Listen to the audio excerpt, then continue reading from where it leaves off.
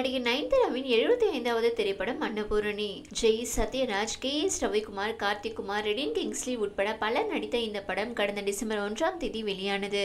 அறிமுக இயக்குனர் நிலேஷ் கிருஷ்ணா இயக்கியிருந்தார். இந்த படம் சமீபத்தில் நெட்ஃபிளிக்ஸ் தளத்திலும் வெளியானது. இந்த படத்தில் இஸ்லாமிய மதத்தை சேர்ந்த ஃபர்ஜான் என்ற கதாபாத்திரம் கதாநாயகியை இறைச்சி சாப்பிட வைப்பதற்காக ராமர் இறைச்சி சாப்பிடுவார் என்று கூறுவது போலவும், அர்ச்சகர் மகளான கதாநாயகி நமாஸ் செய்வது போலவும் காட்சிகள் அமைக்கப்பட்டுள்ளன.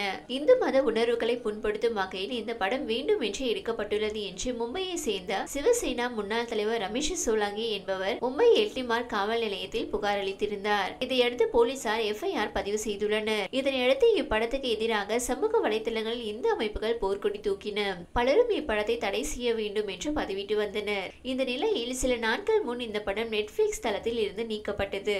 இப்படத்தில் மத உணர்வுகளை புண்படுத்தும் வசனங்கள் இடம்பெற்றது தொடர்பாக படத்தை இணைந்து தயாரித்த ஜி நிறுவனம் விஸ்வ இந்து பரிஷத் அமைப்பிடம் மன்னிப்பு கோரியுள்ளது. அக்கடிதத்தில் படத்தில் சம்பந்தப்பட்ட காட்சியை நீக்கும் வரை அப்படத்தை நெட்ஃபிளிக்ஸில் இருந்து நீக்குவதாக உறுதியளிக்கிறோம் என்று குறிப்பிட்டுள்ளது.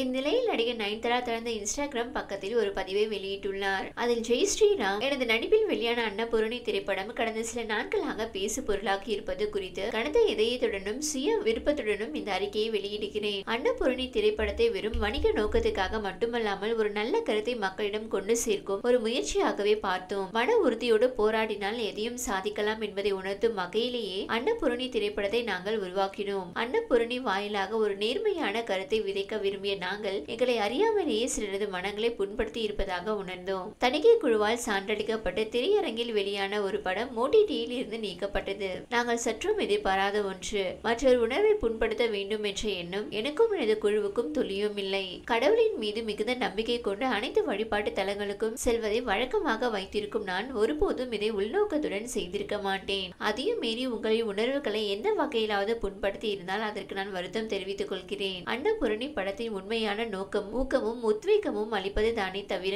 யார் மனதையும் புண்படுத்துவதல்ல.